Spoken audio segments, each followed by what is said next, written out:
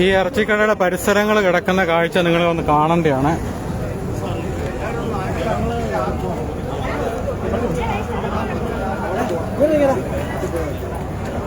ഇതൊക്കെ എത്ര പെട്ടെന്ന് അടച്ചു പൂട്ടേണ്ടത്.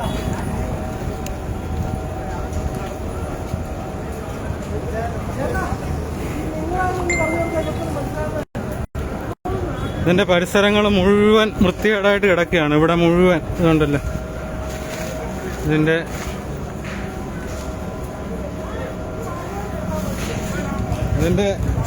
ഇതിലെ വേസ്റ്റ് വെള്ളം പോകുന്നത് നേരെ തോട്ടിലോട്ട്, ആ കലിങ്ങിന്റെ അങ്ങോട്ട് വിടുക.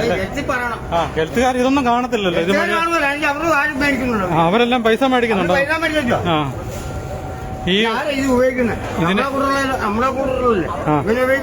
അതെ അതെ.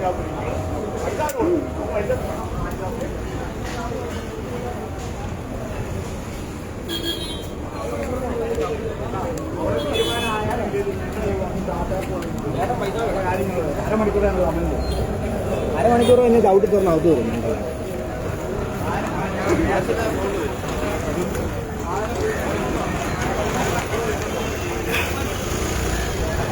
ഇവിടെ നിന്നുള്ള വേസ്റ്റ് മുഴുവൻ പോകുന്നത് ഇതിന്റെ സൈഡിൽ കൂടെ ഒരു ഓടയുണ്ട്. ആ ഓട വഴി നേരെ പോവുകയാണ്. ഇത് മണർകാട് കവലയുടെ ഹൃദയഭാഗത്താണ്. അതാണ് അതിൻ്റെ അകത്ത് ഏറ്റവും വലിയ. ഹെൽത്ത് ഡിപ്പാർട്ട്മെന്റ് ഒന്നും കാണത്തില്ല. ഇവിടെ ഇപ്പം ഒരു സാധാരണ കടയുടെ മുന്നിലൊരു, നമ്മുടെയൊക്കെ സാധാരണ കടയുടെ മുന്നിൽ ശകലം വേസ്റ്റ് കിടന്നു കഴിഞ്ഞാൽ ഹെൽത്ത് ഡിപ്പാർട്ട്മെന്റ് വന്ന് അന്നേരം അവർക്ക് ഫൈൻ അടയ്ക്കുന്നത്. ഇത് ടൗണിന്റെ ഹൃദയഭാഗത്ത് ഇതുപോലെ ഒരു തെമ്മാടിത്തരം കാണിച്ചിട്ട് ചോദിക്കാനും പറയാനും ആരും ഇല്ലാത്തൊരവസ്ഥ എന്ന് പറയുന്നത് ഭയങ്കര കഷ്ടമാണ്. നിങ്ങളെ മറ്റൊരു കാഴ്ചയും കൂടെ കാണിക്കാം.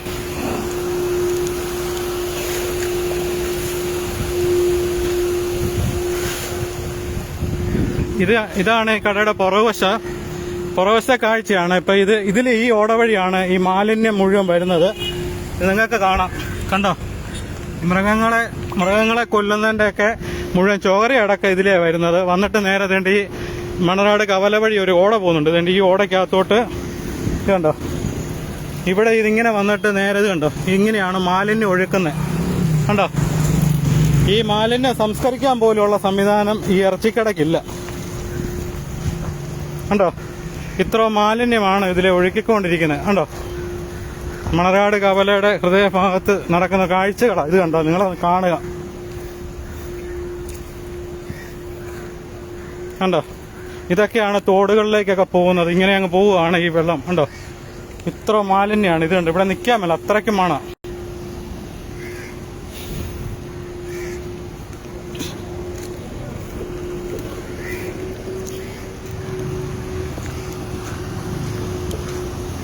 അപ്പം രാവിലെ തൊട്ട് ബീഫ് മേടിക്കാൻ വേണ്ടി വന്നവർ മുഴുവൻ ഇവിടെ നിൽക്കുകയാണ്. അപ്പോൾ ഇതിനൊരു തീരുമാനം അറിഞ്ഞിട്ട് അവരും പോകുന്നുള്ളതെന്നാണ് പറഞ്ഞത്. അങ്ങനെ അവിടെ നിൽക്കുകയാണ്. അപ്പോൾ അവർ സ്റ്റേഷനിൽ പോയിട്ട് വരുമ്പോഴത്തെ കാഴ്ചകൾ നമുക്ക് വീണ്ടും കാണാം.